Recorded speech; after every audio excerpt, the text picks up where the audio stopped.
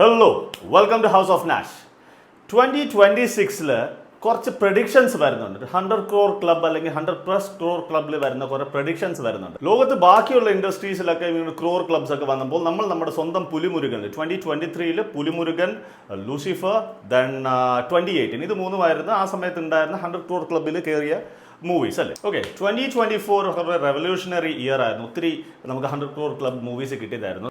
Premalu, Manjummel boys, Aavesham, GOAT, Marco, അങ്ങനെ ഒരു 3-4 സിനിമകൾ 5-6 സിനിമകളായിരുന്നു 2024 100 crore ക്ലബിലേക്ക് കടന്നത്.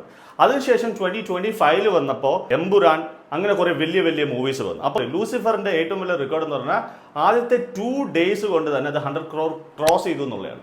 ആ റെക്കോർഡ് ഇതുവരെ ആരും ബ്രേക്ക് ചെയ്തിട്ടില്ല. ഇത് ഒൺലി ദ തിയേറ്ററിക്കൽ കളക്ഷൻസിൻ്റെ കാര്യമാണ് ഞാൻ പറയുന്നത്. ദെൻ വന്നത് വേറൊരു ബെഞ്ച് മാർക്കാണ് വന്നത്, ലോക വിത്ത് 300 crore ക്ലബിലേക്ക് കയറിയത്. അങ്ങനെ കുറേ മൂവീസ് ഇറങ്ങി.